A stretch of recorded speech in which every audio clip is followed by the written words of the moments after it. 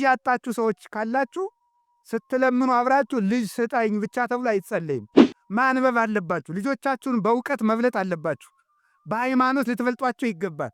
ክርስቶስ ሙቶ የሰራትን ክርስትና ተኝተን አንዛትም፣ ተግተን ነው የምንይዛት። ዓለም ከክብራችን የምታሳንሰን አንዱ በመብልና በምቾት ነው። እንግዲህ ቅድስት አርሴማ እንደምታውቋት ሀገሯ አርማንያ ነው።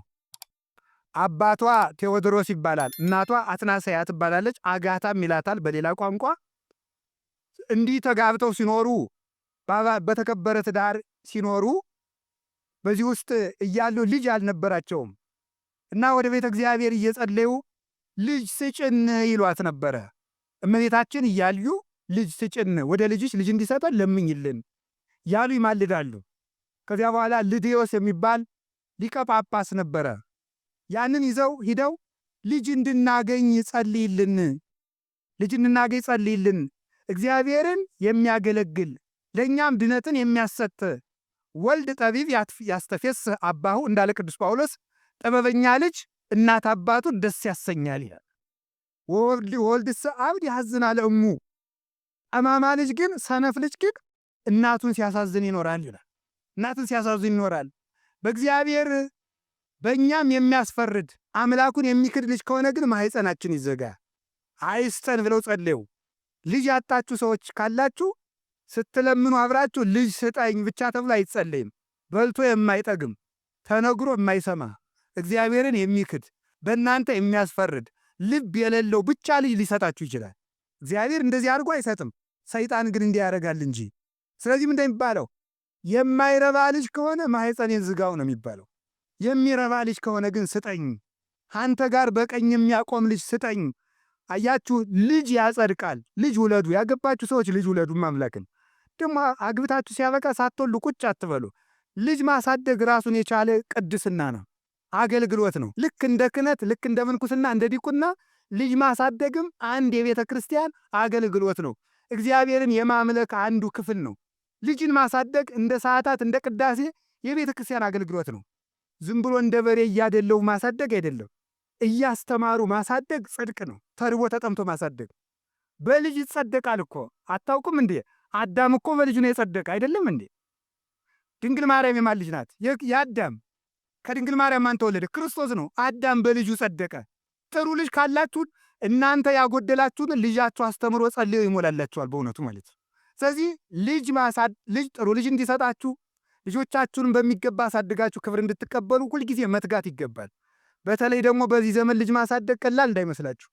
የምንፍቅና ጎርፍ አለ፣ የፖለቲካ ጎርፍ አለ፣ የፍልስፍና ጎርፍ አለ፣ የእምነት የለሽነት ጎርፍ አለ፣ የጦርነት ጎርፍ አለ፣ የዘረኝነት ጎርፍ አለ፣ የክፋት ጎርፍ፣ የዝሙት ጎርፍ። ዝሙት እንደ ስልጣኔ እየተቆጠረ ነው።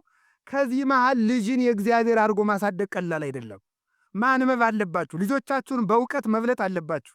በሃይማኖት ልትበልጧቸው ይገባል። ግን እናንተ ምንድነው የምታደርጉ? ልጆቻችሁን እያበላችሁ ታሳድጉና አልታዘዝ ሲሏችሁ ቤተክርስቲያን ታመጣላችሁ። መጀመሪያ ጀምራችሁ ነው ቤተክርስቲያን ማምጣት የሚገባችሁ ከልጅነታቸው ጀምረው። ስለዚህ እንዲህ አድርገው ጸልዩ። በሊቀ ጳጳሱ ጸሎት ቅድስት አርሴማን አምላከ ቅዱሳን እግዚአብሔር ጥያቄያቸውን ሰምቶ መለሰላቸው፣ ሰጣቸው። ቅድስት አርሴማ አሁንም በሊቀ ጳጳሳችን በአቡነ ዮሐንስ ጸሎት ልጅ ላጣችሁ ሁሉ እግዚአብሔር ልጅ ይስጣችሁ፣ ልጅ ይስጣችሁ። እውነት የምነግራችሁ ሊቃነ ጳጳሳት አሁን እኔ እሳቸውን ለማመስገን አይደለም እምለው፣ ምንድነው መሰላችሁ? ሊቃነ ጳጳሳት ሲገኙ ክርስቶስ እንደተገኘ ነው የሚቆጠረው። የክርስቶስ እንደራሴዎች ናቸው። የእነሱን መስቀል መሳለም ከክብር ሁሉ በላይ ነው። በእውነት የምነግራችሁ ቀድሞ ክርስቲያኖች የትንሣኤ ዝም ብሎ በየቤታቸው ዶሮ ለማረድ በግ ለማረድ አልነበረም የሚቸኩሉት። ምን ሊያደርጉ ነበር የሚቸኩሉት? ቀጥታ ትንሣኤ በዓል ሲሆን የክርስቶስ ትንሣኤ ዕለት ወደ ሊቀ ጳጳሱ ግቢ ሂደው አባታችን አስተምረዋቸው ትንሣኤውን ነግረዋቸው ቡራኬ ተቀብለው ነበረ። ልጅም ሲወለድ መጀመሪያ ተይዞ የሚቀድረው ወደ ሊቀ ጳጳሱ ነው። እሸትም መጀመሪያ እንደደረሰ ከአዝመራው መጀመሪያ የሚወሰድ ወደ ሊቀ ጳጳሱ ነው። ስለዚህ ተመልከቱ፣ የክርስቶስ እንደራሴዎች ናቸው። ስለዚህ ከዚህ የተነሳ በሊቀ ጳጳሱ በልድዮስ ጸሎት ቅድስት አርሴማ ተወለደች። ዛሬም የምግባር መካን ለሆን ሁሉ በአባቶቻችን ጸሎት ምግባር እንድናፈራ አምላከ ቅዱሳን ይርዳን። እንዲህ ከተወለደች በኋላ አሳደጓት። ብሉያትን ሐዲሳትን እያስተማሩ አሳደጓት። 12 ዓመት ሲሞላት ባላጩላት። እሷ አላገባም ማለች። ሰርጉ ተደረገ። ድንግልናዋን ጠብቃ ወደ ደብረ ደናግል ገብታ በደናግል ቦታ እየተጋደለች እየጸለየች መኖር ጀመረች። በዘመኑ የነበረው ንጉሥ ዲዮቅልጥያኖስ ምን አደረግ መሰላችሁ? መልከኛ ሴት ፈልጋችሁ ፎቶዋን ስላችሁ አምጡልኝ ለኔ ሚስት እንድትሆነኝ ብሎ በያገሩ መልእክት ላከ።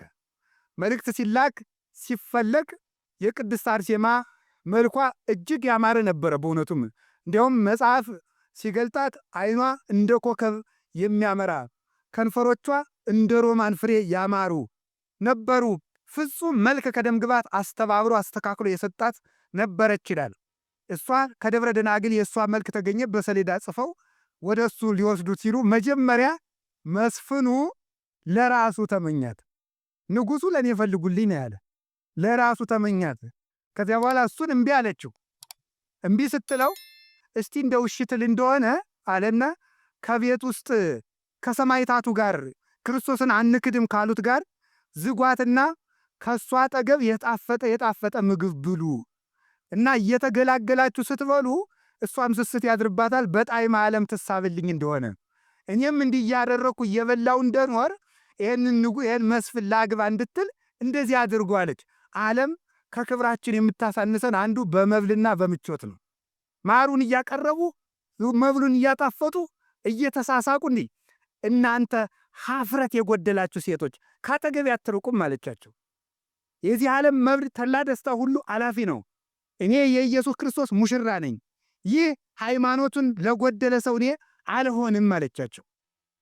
ብትደረግ ብትሰራ እዚያ በኋላ አስሮ ከሰማዕታቱ ጋር ይዘዋት ሄዱ።